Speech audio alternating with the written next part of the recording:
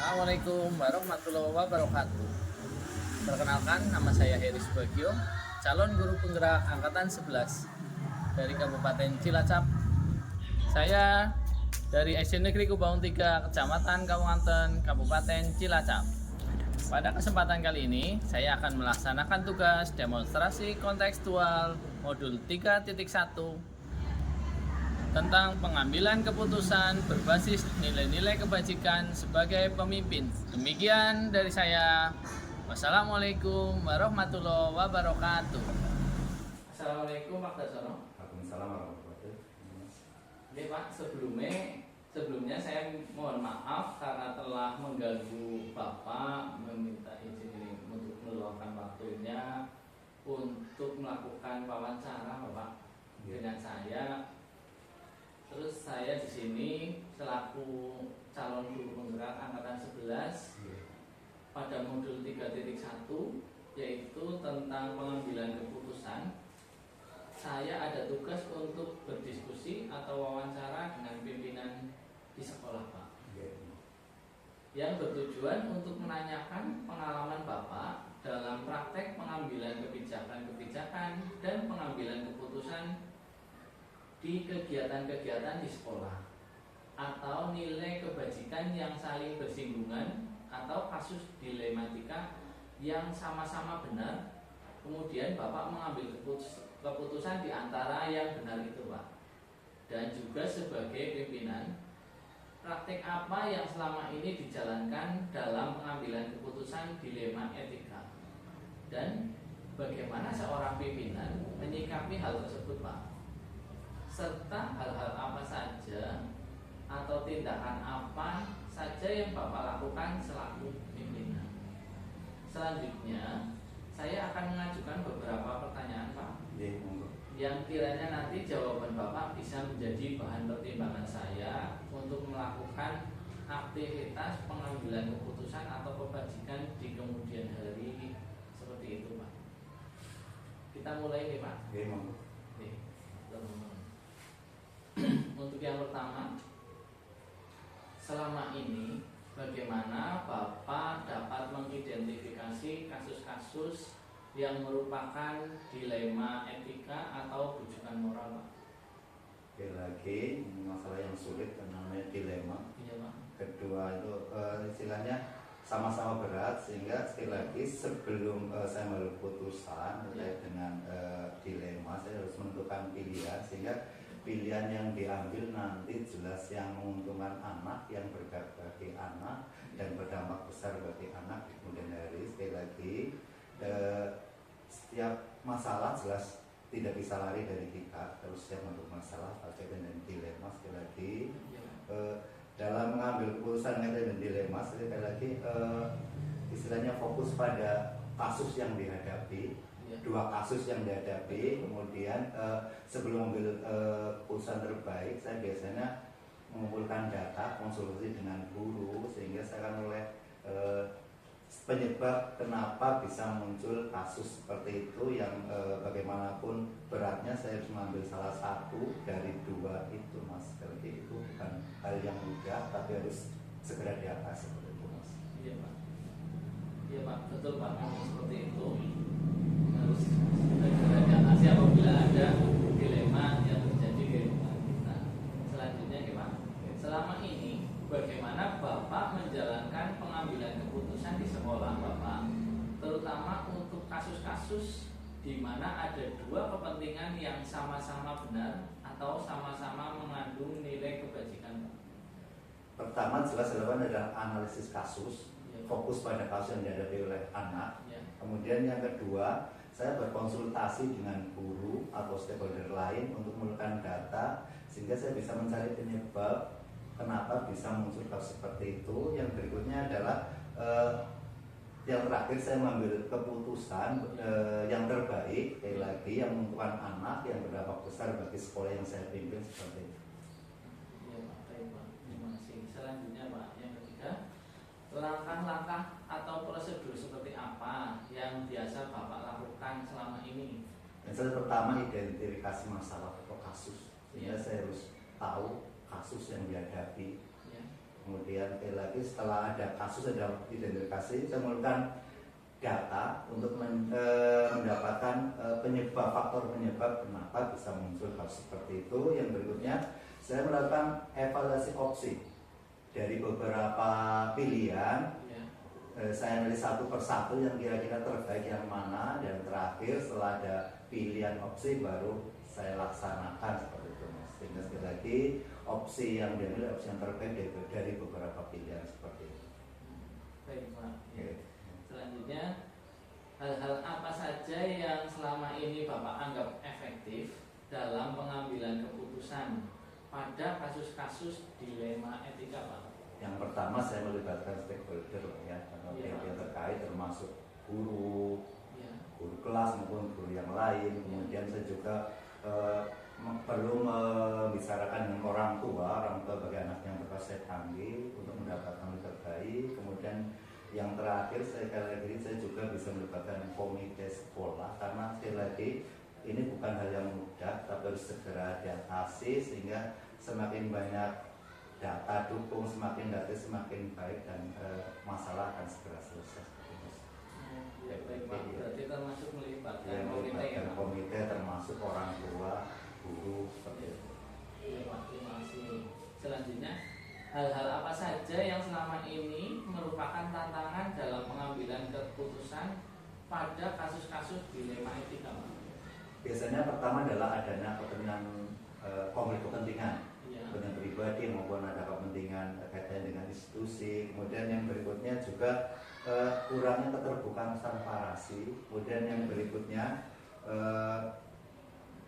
ada tekanan eksternal. Biasanya sebelum saya mengambil keputusan itu juga ada tekanan dari orang tua, dari lingkungan sekitar. Kadang-kadang itu juga menjadi penghambat, karena bagaimanapun kita harus mendengar suara mereka juga, sehingga keputusan yang saya ambil nanti tidak bertentangan dengan norma-norma yang berlaku di masyarakat seperti itu. Ya, baik, Pak. Selanjutnya, apakah Bapak memiliki sebuah tata kelola atau jadwal tertentu dalam sebuah penyelesaian kasus dilema etika? Apakah Bapak langsung menyelesaikan di tempat atau memiliki sebuah jadwal untuk menyelesaikannya, atau bentuk prosedur seperti apa yang Bapak jalankan, Pak? Kalau jadwal seperti itu tidak, karena setiap tahun kan tidak pasti ada muncul ada kasus seperti ini. Tapi bagaimanapun apabila tiba-tiba ada muncul kasus yang mendesak, yang mendadak, segera saya ambil keputusan, maka juga dalam waktu cepat, secepat mungkin dengan data yang ada, dengan dukungan yang ada, saya segera mengambil keputusan sehingga masalah itu segera selesai dan tidak berdampak yang kurang baik bagi sekolah kami seperti itu, Mas. Kalau masalahnya masalah yang kompleks, masalah yang ada itu, saya membutuhkan waktu yang lebih lama untuk analisis data, kemudian pengumpulan informasi terkait dengan anak seperti itu. Sekali lagi, secara khusus tidak mempunyai jadwal. Baik, Pak, terima kasih. Selanjutnya, Pak, adakah seseorang atau faktor apa yang selama ini mempermudah atau membantu Bapak dalam pengambilan keputusan dalam kasus-kasus dilema etika, Pak? Yang pertama jelas sumber daya. Dalam ini ya saya selaku pimpinan dan rekan-rekan guru ini merupakan satu tim harus bekerja kompak, sekali lagi saling terbuka, saling mendukung, sehingga dengan kerjasama ini permasalahan harus segera teratasi. Kemudian yang berikutnya adalah lingkungan sekolah yang mendukung seperti itu. Baik, Pak. Mas orang tua murid ini juga perlu dilibatkan. Sekali lagi masalah yang selesai dan tidak muncul di kemudian hari seperti itu. Iya, Pak. Baik, Pak. Selanjutnya, Pak, dari semua hal yang telah disampaikan, pembelajaran apa yang dapat Bapak petik dari pengalaman Bapak mengambil keputusan dilema etika? Yang pertama, kesiapsiagaan. Walaupun tidak setiap saat muncul, tapi kita harus siap bahwa suatu saat pasti yang muncul akan kasus. Sehingga sekali lagi harus mempelajari prosedur dan tata kerja, kemudian yang kedua adalah melakukan refleksi. Istilahnya setelah pengambilan keputusan saya membutuhkan waktu untuk melakukan refleksi tentang apa yang sudah sekolah atau kami lakukan dan dampak positif apa yang sudah dirasakan oleh anak. Sekali lagi yang berikutnya komunikasi. Saya tetap menjalin komunikasi dengan orang tua murid sekaligus komite juga, sehingga apa, tidak muncul masalah yang sama di kemudian hari seperti itu. Ya Pak, terima kasih sekali Pak atas jawaban dan pengalaman Bapak. Semoga apa yang telah Bapak jelaskan tadi menjadi bahan pelajaran bagi saya di kemudian hari dalam mengambil keputusan. Dan kami mohon maaf telah mengganggu waktu Bapak. Sekali lagi terima kasih Pak. Wassalamualaikum warahmatullahi wabarakatuh. Waalaikumsalam warahmatullahi wabarakatuh. Oke, matur Pak. Assalamualaikum warahmatullahi wabarakatuh. Waalaikumsalam warahmatullahi wabarakatuh. Oke. Sebelumnya saya mohon maaf Pak telah mengganggu waktu Bapak, dan terima kasih Bapak telah meluangkan waktunya untuk berdiskusi atau melakukan wawancara ini Pak. Saya di sini selaku calon guru penggerak angkatan 11 pada modul 3.1 yaitu tentang pengambilan keputusan.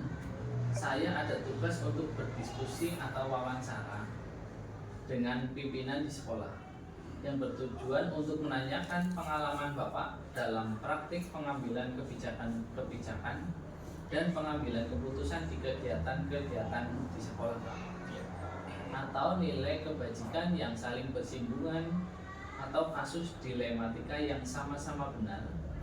Kemudian Bapak mengambil keputusan di antara yang benar, dan juga sebagai pimpinan praktek apa yang selama ini dijalankan dalam mengambil keputusan dilema etika, dan bagaimana seorang pemimpin menyikapi hal tersebut, serta hal-hal apa saja atau tindakan apa saja yang Bapak lakukan selaku pimpinan.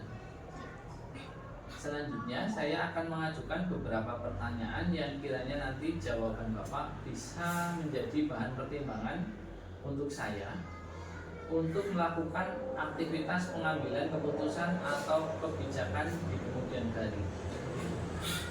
Kita mulai dari pertanyaan yang pertama nih Pak. Oke. Selama ini, bagaimana Bapak dapat mengidentifikasi kasus-kasus yang merupakan dilema etika atau rujukan moral Pak? Begini, sebagai seorang pemimpin, ya kita ya di sekolah lah ya. Tidak hanya di sekolah, di keluarga juga kita ya pemimpin. Pasti akan berhadapan dengan berbagai kasus, itu pasti.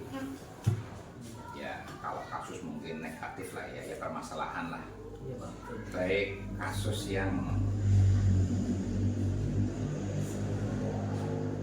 kedua belah pihak benar, kadang-kadang juga ada kasus yang pihak pertama atau pihak kedua di antara salah satunya benar dan salah. Untuk saya sendiri, untuk mengidentifikasi kasus tersebut itu antara kasus yang istilahnya itu dilema etika, atau mungkin juga kasus yang istilahnya tadi itu rujukan moral, rujukan moral. Itu cara saya itu dari mana kedua kasus tersebut itu adalah dengan yang pertama memahami masing-masing kasus dulu. Tanpa memahami kasusnya ya kita tidak akan bisa berbuat apa-apa. Contoh lain yang pertama jadi memahami, kemudian setelah memahami kita juga mungkin perlu istilahnya ya mencari akar permasalahan. Kemudian juga setelah kita tahu permasalahannya, kita juga baru nanti bisa menentukan kasus tersebut itu apa istilahnya itu dilema etika atau mungkin bujukan orang. Jadi kita harus memahami dulu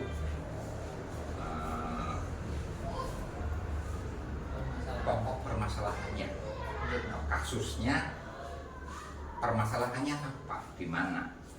Saya kira demikian, agar nanti kita juga nanti dalam mengambil keputusan itu tidak berimbas pada merugikan salah satu pihak. Syukur-syukur yang kita putuskan ya memang menguntungkan kedua belah pihak. Demikian. Ya, baik Pak, terima kasih. Selanjutnya Pak, selama ini bagaimana Bapak menjalankan pengambilan keputusan di sekolahan Bapak, terutama untuk kasus-kasus di mana ada dua kepentingan yang sama-sama benar atau sama-sama mengandung nilai kebajikan, Pak? Kalau ini sebenarnya sulit, tapi sekali lagi dalam hal ini karena keduanya benar, ya kita mungkin perlu untuk memperbandingkan manfaatnya itu nanti seperti apa, efeknya seperti apa, walaupun keduanya benar, tapi kan kita harus milih salah satu. Kita milih salah satu dari dua yang benar.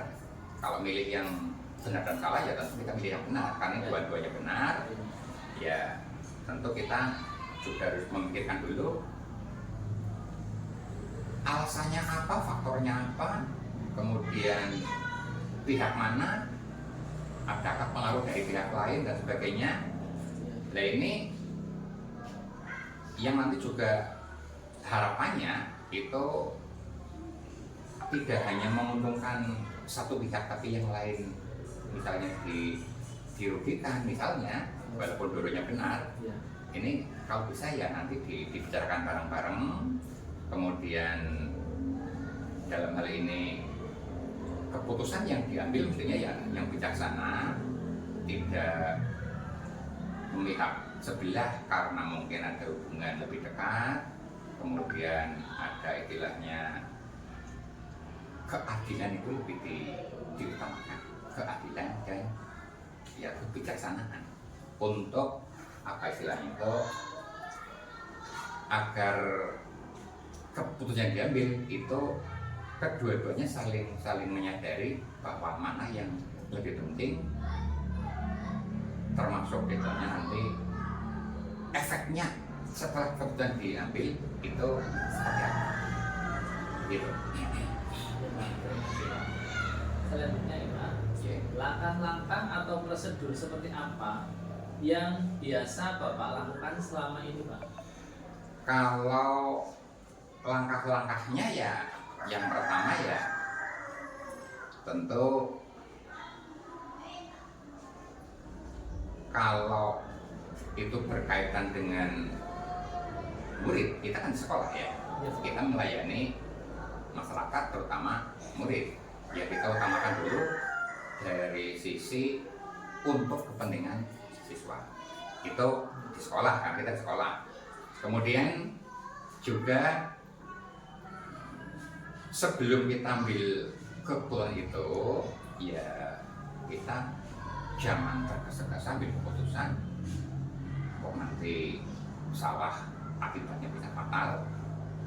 Dan maka kita perlu berdiskusi, perlu tukar pikiran dengan rekan-rekan guru di sekolah atau mungkin dengan pihak lain yang kita diperlukan gitu.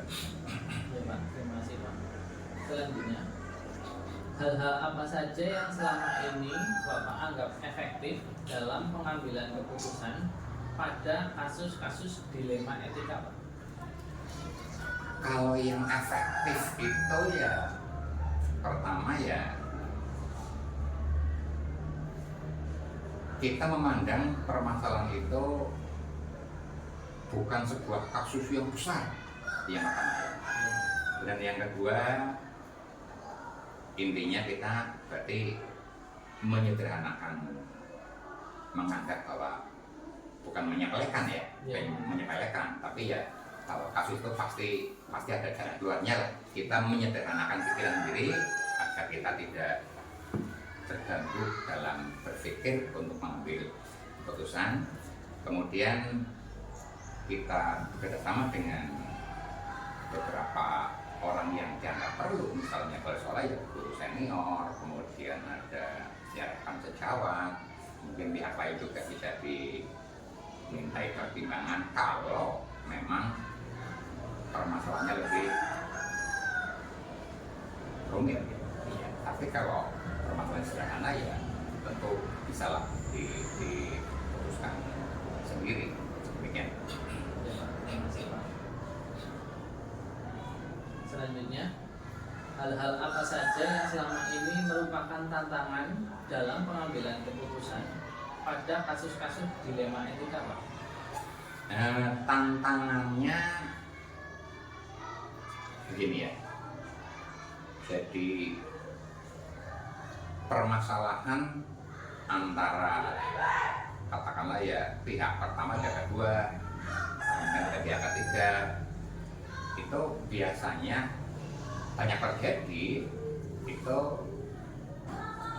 setelah diambil kesepakatan atau diputuskan yang waktu awalnya ya disepakati bareng-bareng kok, tentu dengan diskusi dengan berbagai cara, tapi setelah di belakang kadang-kadang ya pihak yang satu sudah menerima walaupun belum sepakat, tapi pihak yang lain kadang-kadang menerimanya itu sulit atau mungkin agak pelan, tidak langsung di situ istilahnya itu cepat tangan selesai, kadang-kadang enggak. Jadi butuh proses. Itu semuanya juga ditentukan juga oleh ya masing-masing orang, kan karakternya beda-beda. Yang penting tujuan kita adalah tidak untuk merugikan salah satu pihak, tapi yang jelas ya kita berpikirkan untuk kepentingan institusi pendidikan. Mana yang harus dilaksanakan, mana yang tidak dan sebagainya, itu perlu untuk pertimbangan. Jadi intinya pada institusi pendidikan dan aturan. Demikian. Baik, Pak. Terima kasih, Pak. Selanjutnya, Pak, apakah Bapak memiliki sebuah tata kelola atau jadwal tertentu dalam sebuah penyelesaian kasus dilema etika? Apakah Bapak langsung menyelesaikan di tempat atau memiliki sebuah jadwal untuk menyelesaikannya? Bentuk atau prosedur seperti apa yang Bapak jalankan? Begini Pak Edi, permasalahan kan bermacam-macam. Ya ada yang sederhana, ada yang mungkin rumit. Nah kalau sifatnya yang sederhana ya tentu bisa langsung kita putuskan di tempat, langsung saja kalau memang tidak rumit. Tapi kalau permasalahannya rumit ya mungkin kita juga agar tidak salah dalam mengambil putusan, kita mungkin perlu membuat jadwal agar berbagai pihak yang nanti akan terlibat itu meluangkan waktu bersamaan dengan nanti kita juga mencari informasi, kemudian berdiskusi dengan yang lain, kemudian pun juga mempertimbangkan kira-kira permasalahannya yang benar yang mana. Ini perlu mungkin ada jadwal khusus. Tapi kalau yang masalah-masalah ringan ya tentu nggak pakai jadwal lah, langsung ada selesai. Gitu. Ya, Pak. Terima kasih. Selanjutnya, adakah seseorang atau faktor-faktor apa yang selama ini mempermudah atau membantu Bapak dalam mengambil keputusan dalam kasus-kasus dilema etika? Yang ini tentu nanti diawali dari dengan komunikasi yang baik dengan semua pihak, terutama warga sekolah kan ada guru, karyawan, siswa, dan juga ada wali murid. Jadi kita membangun komunikasi yang baik. Kemudian juga kita belajar bersama-sama lah ya. Kalau kita tua ya masih belajar, itu kita mengelola apa istilahnya itu, mengelola emosi dengan baik agar tidak menjadi marah dan sebagainya, supaya nanti tidak tergesa-gesa juga ya dalam keputusan agar bisa memuaskan semua pihak. Begitu. Selanjutnya, dari semua hal yang telah disampaikan, pembelajaran apa yang dapat Bapak petik dari pengalaman Bapak mengambil keputusan dilema ini, Bapak? Ini untuk pembelajaran kita ya, ya juga mengingatkan kepada saya sendiri. Itu yang pertama, jangan tergesa-gesa dalam mengambil keputusan. Untuk itu pentingnya komunikasi. Tanpa komunikasi, saya yakin nanti untuk pengambilan keputusan bisa tidak memuaskan. Jadi yang pertama, jangan tergesa-gesa. Dengan komunikasi kita tahu akar permasalahannya apa, nanti setelah diputuskan kira-kira efeknya apa, juga perlu kita pertimbangkan. Itu antara lain. Kemudian juga untuk hal-hal yang kalau kaitannya dengan pendidikan di sekolah, tentu jangan sampai keputusan yang kita ambil itu merugikan siswa. Begitu. Terima kasih sekali Bapak telah meluangkan waktu buat wawancara ini. Terima kasih juga atas jawaban dan pengalaman Bapak. Semoga apa yang telah Bapak jelaskan tadi menjadi bahan pelajaran bagi saya di kemudian hari dalam mengambil keputusan. Sekali lagi terima kasih Pak. Ya, sama-sama. Dan kami juga mohon maaf karena ini dibilang pengalaman tapi ya juga merupakan pemikiran. Mohon maaf juga kalau kurang berkenan dan mudah-mudahan bermanfaat. Demikian. Ya, terima kasih Pak. Ya. Assalamualaikum warahmatullahi wabarakatuh. Waalaikumsalam warahmatullahi wabarakatuh.